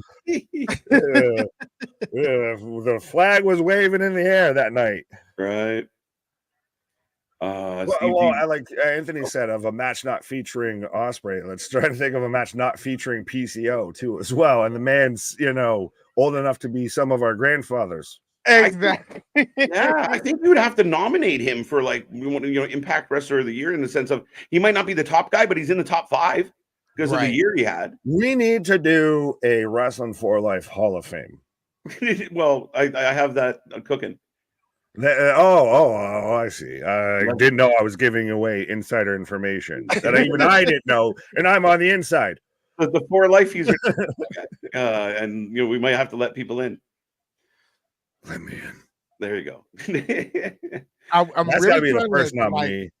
I'm really trying to rack my brain about a match that did not involve PCO that was really good, but other than the Trey Miguel, Crazy Steve, you said you have Kushida and Steve Macklin that just happened as well. I mean, that's another one. We even just saw it earlier tonight. We saw bits and pieces of it there of Bully Ray versus Josh Alexander. Let's not forget how much Bully Ray was a prominent figure in Impact, and like we even said earlier, had probably, arguably, one of his best in-ring years as the Bully Ray character. Yeah. And you know what? Oh, sorry, go Anthony. You got Leo Rush versus Chris Sabin at Impact 1000. That was really good as well. Yeah. Do you know what? Like, I maybe forgotten about because it was so early in the year, but Jordan Grace versus Matt Cardona for the Digital Media Championship, and they beat the living shit out of each other. Like, he put boots to that lady early. Like, I think it was January this year. I have not seen that, and now I have to go watch it. Man, what a good match. What a good match. Like, she power bombing him through tables. Ryan Myers is trying to help out. It was a good match. Yeah, I gotta see that now. Like, literally after this stream, I'm going to go. Man's gonna show up to work late because he's tired. I was sorry, I had to watch wrestling matches. It was assigned homework. Who assigned it? I did. I'm gonna double check. Maybe I'm hoping my memory is not crazy, but I think it was this year. No, you're fine. February 27th. Yeah. I'm just reading some of these out here of 100 years and 100,000 years, a little bit of lots of years, 100,000 years. Folks, that's when you know the vitamins are hitting good. So I guess, KJ, you can let us know. Vance is saying T's and P's to your Maple Leafs. Yeah, they're getting, last I checked, they were down 6-3. They were getting whooped. 9-3. Listen, let's go Buffalo. If Ilya Samsonov is still the Leafs goalie next, when the calendar turns, I'm going to be very pissed off because the man can't be trusted. Civ. 9-3. Cloven Tongues, so Big Dog here, saying nominations for your Hall of Fame, saying Barry Windham, Demolition, Magnum TA, and Nikita Koloff. Listen. What are we, the NWA? I was going to say, it's going to be our Hall of Fame. There might be a time to where, a Santino Marella just might make it in because of John Cena and everything. He might not be a WWE Hall of Famer, but he'll be our Hall of Famer. Right. I like it. What's up, Jacob? What's up, Jacob? Saying hello. Yeah, KJ, no, I'm gonna pull a Vince on that one, not happening. KJ and Nick and Anthony Tobin. I'm wondering if anyone wants to fact check this of what exactly he's referencing. The last I saw was something around when he won the House of Glory World Championship, and then that was when everybody was saying Danielson was, playing the, content striker there, was telling people to take down their tweets and everything. I didn't see Santana's tweet. Yeah, me neither. I'm gonna check this then. Yeah. Oh, and I want to fact check myself. That Jordan Grace and Matt Cardona was 2022. Again, how you know when the vitamins are hitting good? It all blends, man. There's so much wrestling. Well, that's the thing, is we cover enough that at times, you cross streams. I know we have to play the Ghostbusters rule of never cross streams, but still it gets hard at times. But Mickie James did have a good, opening run to this year as well. She did, until she got injured, sadly. Mm-hmm. And it looks like Kylan King just won the One to Watch in 2024 award. I think that's going to be the year for Kylan King in TNA. I like that a lot.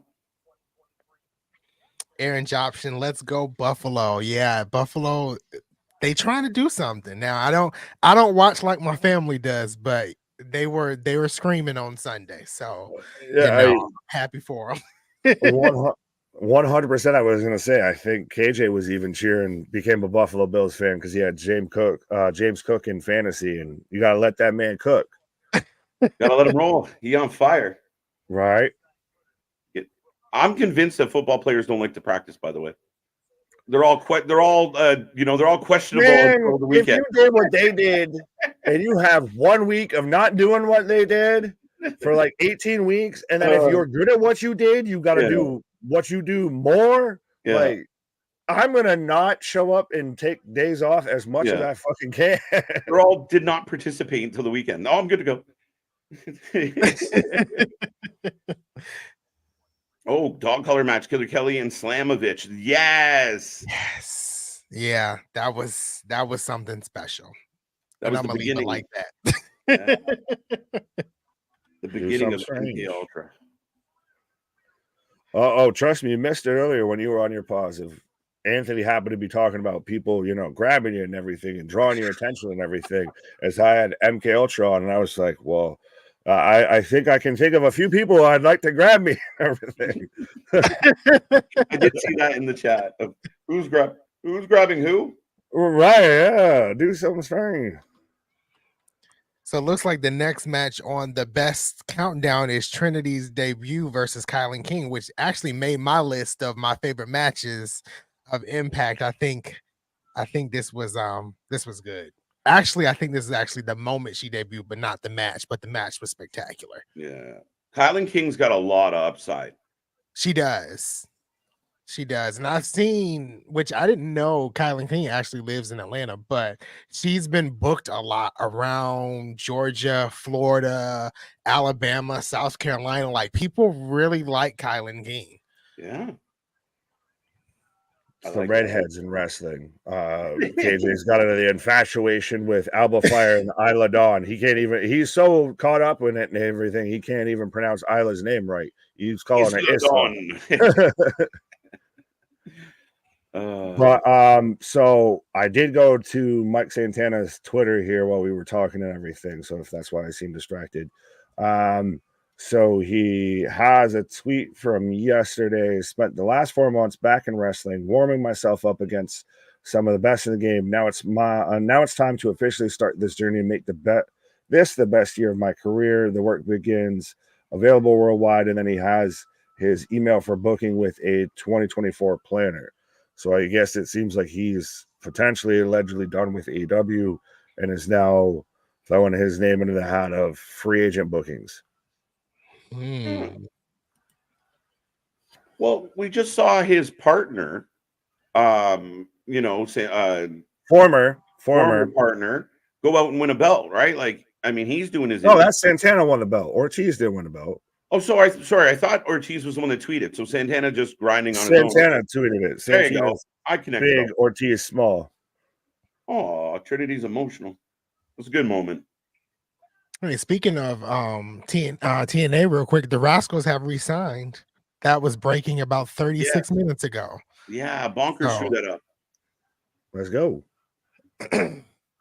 So they're really like going all out and making making it, instead of, it used to not be the biggest of news when they did bring someone back, but they're announcing all of it. They're letting everybody know. Well, and they're making a big deal out of every signing that they do. Like there was the signing earlier that I think you guys were talking about that was formerly from NXT UK that I respectfully was kind of like, who? But they're still making it a big deal, and they're still Eddie Edwards probably wasn't going anywhere outside of Impact, but we're gonna still announce that he re-signed. That's a big deal. They're putting their best foot forward here.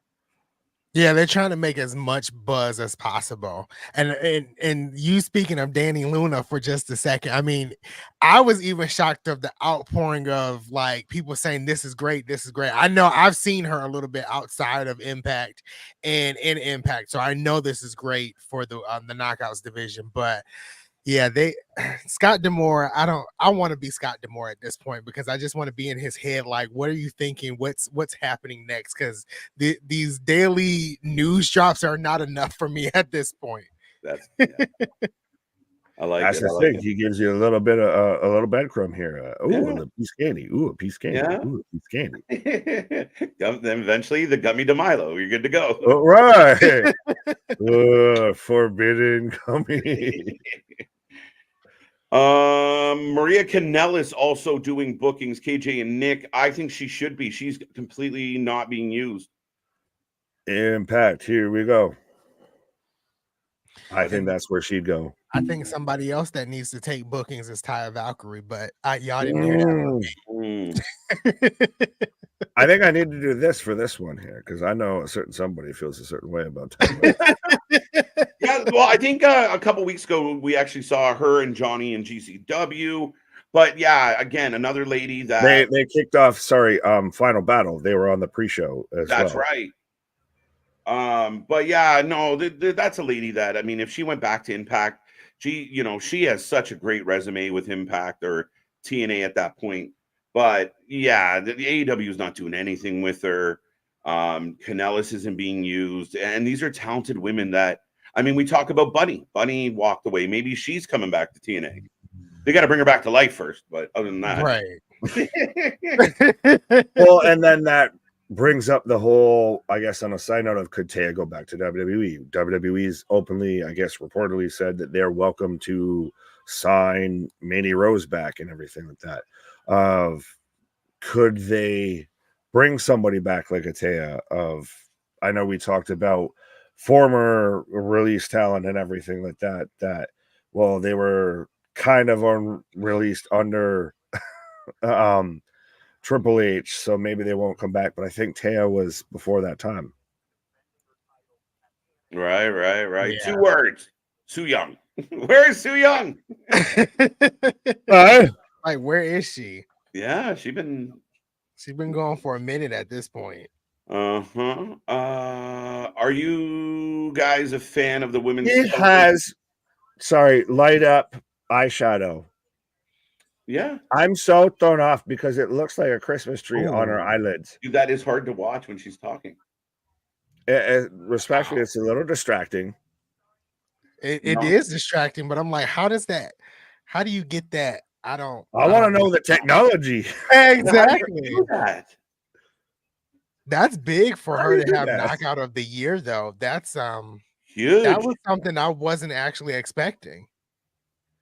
Wow. I think she's really, like, I know KJ said it before, and I think you mentioned it earlier, she's respectfully a little bit of a big fish in a small pond. She was coming off of everything from WWE into Impact, so she had that momentum going in here, and they have fully supported her, and she's fully delivered on that. So I think she's just really coasted on the momentum she had signing there. Yeah.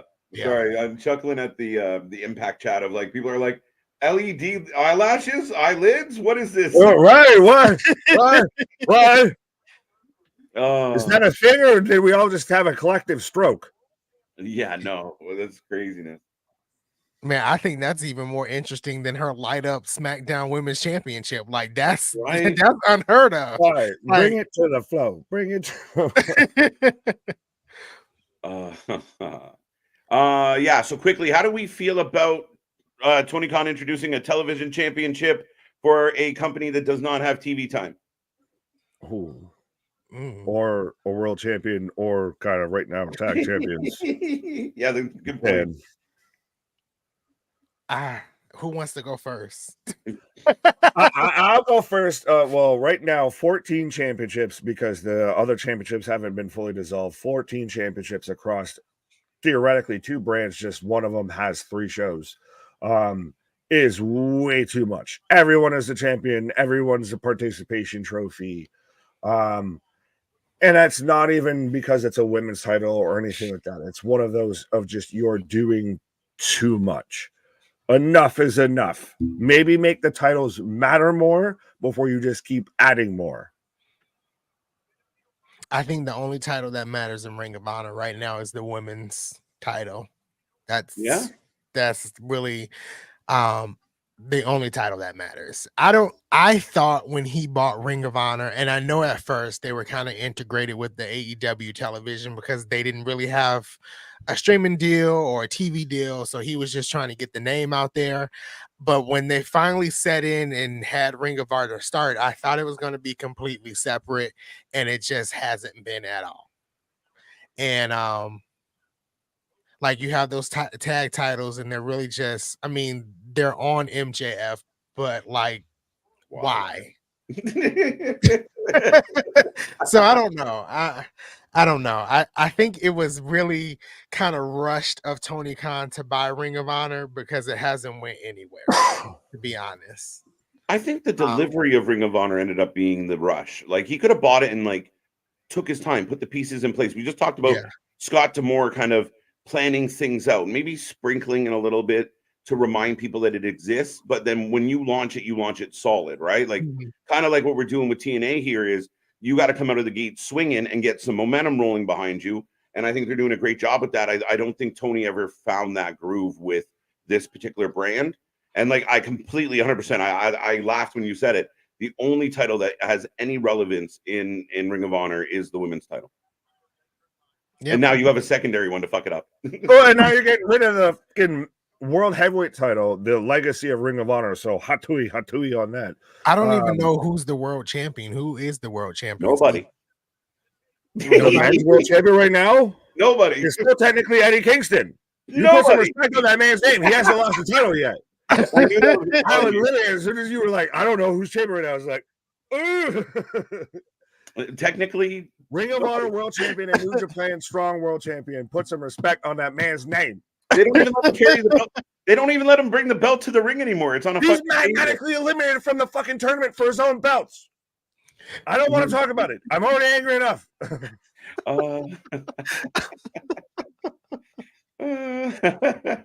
I knew the minute I said nobody, you were gonna snap. Well, and fuck this shit. Well, no, even with going back to the point about with Ring of Honor and everything, Tony Khan is a collector. He's one of those of I already got a whole closet full of action figures, wrestling memorabilia, everything like that. I have no room for everything. Let me buy the fucking ultimate box set and everything, and just see if I can fucking squeeze that in there and everything. He had no plan for when he bought Ring of Honor. He just wanted to own Ring of Honor because it's some cool shit to own. Right. Respectfully. If you were going to buy Ring of Honor, you're going to either respect the fucking history of it, which he didn't do, or you're going to just move it strictly to what everybody viewed Ring of Honor's value at is its video library. and you're going to use that on your streaming platform. You're going to have that on whatever streaming service Warner Discovery uses. Christ, do it on your fucking YouTube channel as a membership, anything like that. You're going to use just the video library. Instead, he's done neither, and it's just become, it's become Ring of Honor dark. Yes. No, you're not wrong. Now, I just want to tell you something that might give you a little bit of joy, my friend. Based on the current standings in the Blue League, right? Eddie Kingston's last match in the Blue League is against Andrade. If he wins it, it brings him to 9 points, which ties him with Andrade. And then you have Danielson and Brody King also in the mix. Now, Danielson takes on Claudio. So if Claudio wins, he'd be at 9 points. They're fucking teammates. Finger poke of doom, sir. Right? So everybody basically has an opportunity to have 9 points, except Daniel Garcia, who jobbed out and went 0 across the board.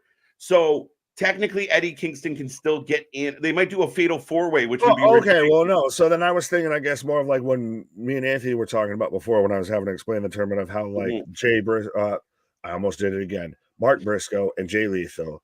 I'm having the AEW Tourette's here.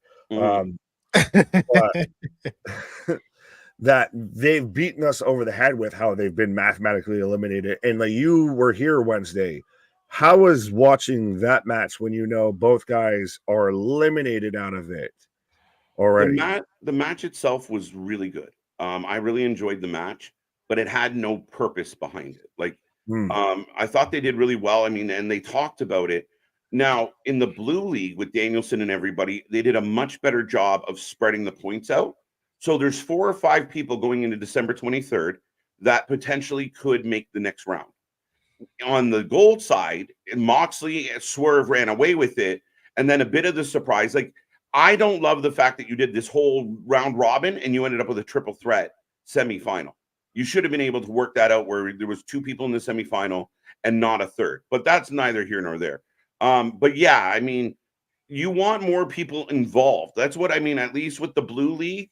Danielson can make it, Kingston can make it, Brody can make it, Andrade can make it, and we'll find out coming down to the final matches. The Gold League was a little bit of a foregone conclusion and disappointing. All I heard was a bunch of math. Anthony's just that woman with the faces just floating faster and everything like that. We should have done a fantasy fucking Continental Classic League. Jesus Christ. I feel like you could have done, as much as we are here live, I still had not even realized until you pointed out to me that it's that even in the Blue League, because everyone's focused on the Gold League with, Moxley and Swerve, which that was supposed to be a huge event. Now we're going to get a triple threat. Now, granted, how do you feel that it's their first one doing it, but that no storylines outside of really the tournament itself have gone beyond this? To me, it's a disappointing part of this, because I think if anybody who watched, what this was inspired by, like the G1s and the New Japan, there was always like, and if you watch an old like karate movie, there's always story amongst. It's not just show up and wrestle. There was like hatred. There was guys in the back. Fighting love. Right. There was like, Van Damme and his big burly buddy that looks like my uncle, that would make friends between matches. And then if your buddy lost, you wanted to avenge him. And I'm a little disappointed that not more story got generated from the matches, but the matches have been good.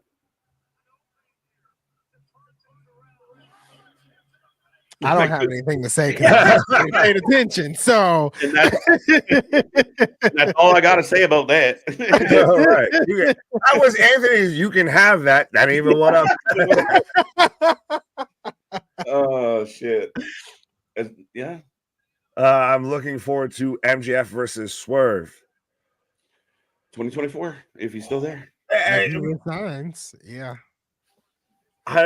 I'm so torn because I'm a scarf carrying member of the MJF fan club and everything like that. But 100% Swerve Strickland is the best thing that Tony Khan has right now going. respect even to what MJF is doing. He's everywhere on everything. He's babyface. He's heel. He's kind of just the guy. He is in everything. But Swerve has hit a whole other stride that he needs to be, arguably, I'd say, a world champion sometime in 2024. I won't even say which promotion, but he needs to be a world champion somewhere. I think we're talking about Swerve Strickland, right? Because my internet went out for just a quick second. But yeah. Swerve, why not drive?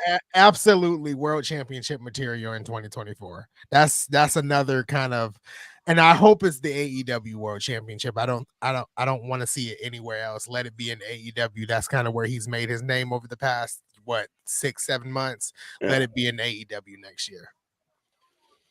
Yeah, everything you all just said is perfect. I mean, he's on a different level. I think he should just, I don't think he needs Brian Cage and the rest of the embassy, just him and Nana, but just push him. And I think he's so over with the fans.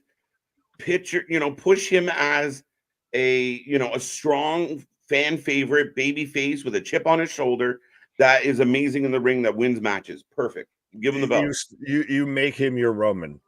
Because as much as Roman's technically supposed to be a heel and everything, he still gets cheered. He still gets the reactions and everything like that. And even, I guess, a bit more towards the babyface, because let's be honest, I pop every time. I still pretty much listen to daily. Big pressure, I apply. Yeah, Swerve, why not drive? Well, and even then, he's sitting there showing up and at Daly's place with the Jacksonville Jaguars and got the mascots and the cheerleaders doing the dance and everything. They've got on the fucking Titantron in the football arena, saying Swerve's house. He is your homemade, superstar that you've had before with an Eddie Kingston, you've had before with a couple other people, and you've squandered. Do not squander this, because this is red fucking hot. No, agreed. Do not mess this up. I'm agreeing with you, Nick. Sorry, I got a little heated. Enough said. No, that was perfect. I mean, again, I think we're all in agreement on that one. I mean, if you fumble this one, it's going to be egg on your face pretty quick. So don't just ride this wave. Let him be the start. Just ride it out. Don't just swerve when you drive. Yeah, don't try not to swerve so much, Tony. You you just swerve when you drive. Swerve in the lane. Don't swerve out the lane, but swerve in the lane. That's how you end up like Liv Morgan there getting arrested. Just real quick, this match, I mean, again, they've run it back because of but what a great match, Deonna and Trinity. Yeah, I'm glad they're showing the whole thing. I didn't remember. Now I kind of regret not having this match in my favorites. But yeah, they killed it in this match. They really did. But so now we've talked about everybody else potentially signing elsewhere and everything, and how we've praised Impact for the signings that they may have. Mm-hmm. What do we think with Deonna Purrazzo? Does she re-sign? Does she go to WWE? Does she maybe go to AEW? Where does she go? I saw an interview today with her and Cody Deaner that actually kind of changed my mind about her staying with TNA. I think she's going to stay with TNA. In the interview, she was talking about mental health, and she was talking about how she stopped therapy. And one of her goals in 2024 was to start therapy again exactly in January. Maybe she needs time off to gather her mental, wherever she is mentally, get herself in a better mental state, and then return to TNA. That's kind of my thinking. We didn't hear from Deonna Purrazzo's mouth that she wanted to be a free agent. We heard that from Fightful and SRS and all those other news sites. So maybe she just needs a moment to gather herself and get herself on the mental right track, and she comes back to TNA.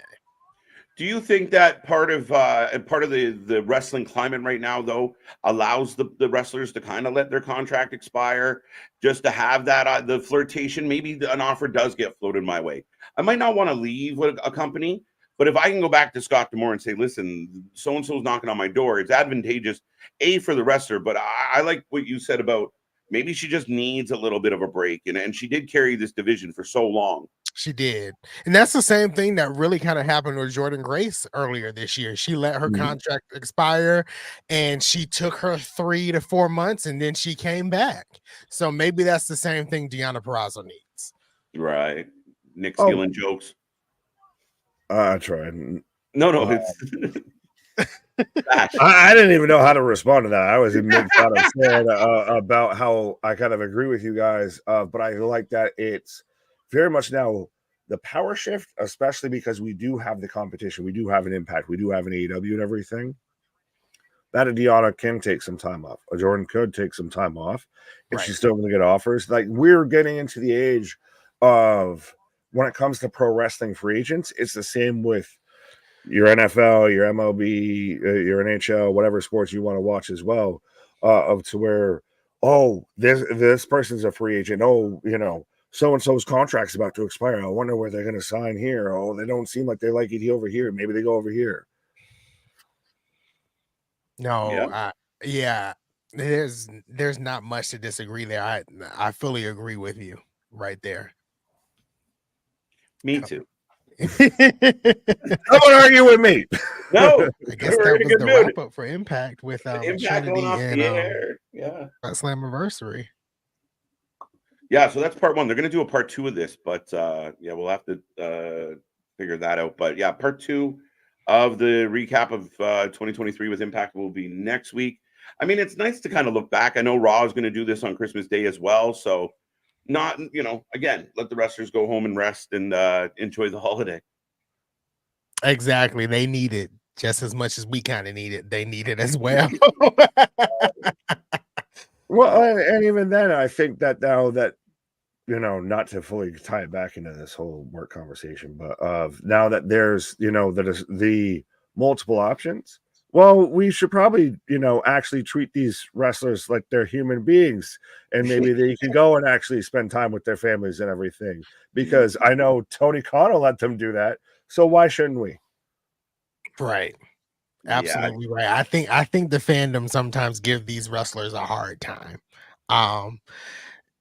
One person that comes to mind, being a big Roman fan, I think he gets a lot of hate in his condition of, with leukemia. I always felt like the contract negotiation that he had was to protect his health.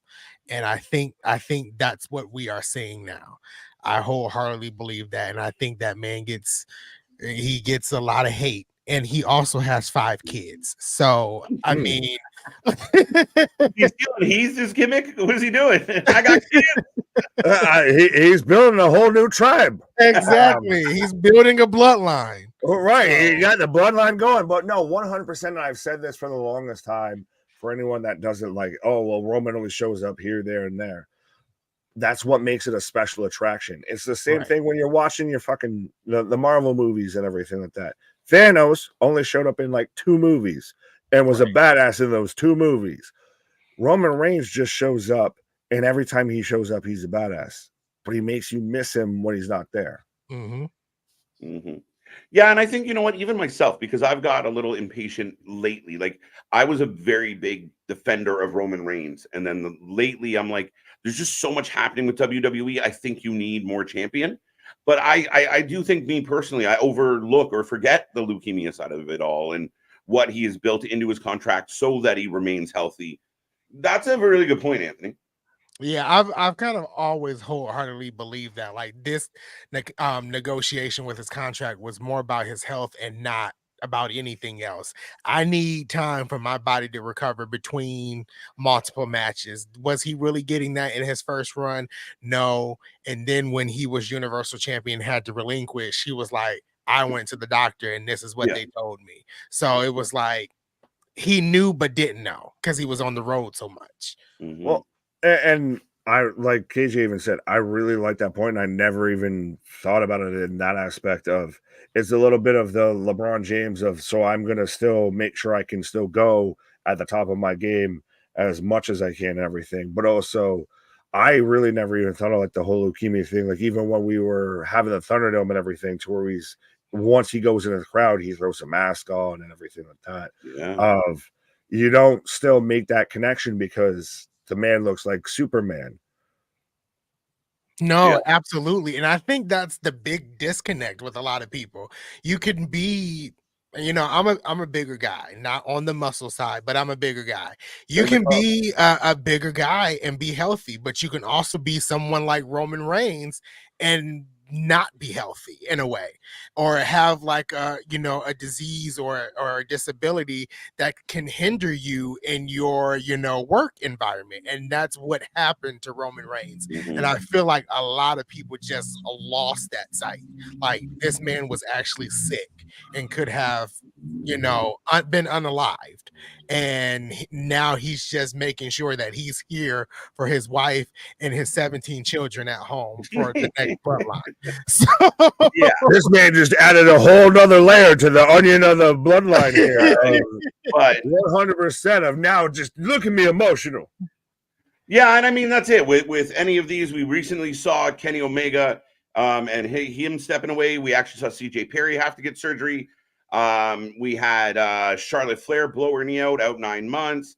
We're talking about Sasha Banks and her injuries. At the end of the day, nobody wants to see anything bad happen to these people. You want the athletes to be healthy, safe, in a good place. You want them to be able to do what's best for them. Like I told you guys, I mean, I relate to the Kenny situation, and I feel really bad for him because I'm personally going through something like that right now. It is ultimately about the human beings behind it. They're not just toys. I know we joke about Tony Khan at times, but yeah, we want to see them all be able to perform at their top level. We want to see, Kenny, Roman, all the above, be able to get in that ring and deliver at, in a good place, in a good, healthy place. Exactly. Well, and as much as they are, to an extent, respectfully, I'll say this when it comes to talking about wrestling, if they are characters on a TV show, to an extent, but they are still, at the end of the day, they are athletes, 100%. Everything they do is super athletic, whether it's even, you got like Kevin Owens out there breaking, digits and everything and still having matches all the way to Daniel Bryan still out there with potentially a fractured orbital bone and everything like that. So 100% these are guys. We grew up in that era of don't try this at home. I've had 3 surgeries on my knee with Rey Mysterio. So you got to remember that human side of it, of these are still guys that are athletes. Guys and gals, sorry. Absolutely. All right, boys, how do you feel about packing her in for the night? We'll get all wrapped up, and then, we're heading towards Christmas. So I'm with you on that one. Absolutely. So I will remind everybody we are back tomorrow for doubleheader. Big Nick and I will be here. It'll be a fun one. We got Collision on Saturday, then it's our little Christmas break, and then we're back at it at on Boxing Day. We got so much content coming your way, though. We're hoping to have a couple videos go up while we're off over the Christmas Eve, Christmas Day kind of thing. But make sure you hit like, subscribe, share, join the family, be a part of the show. Nick, you look like you want to say something. Our shit is real. Our shit is raw. Our shit is all authentic. When you talk about the rest of you, but to put that full life with it. See you on the flip side, folks. Bye.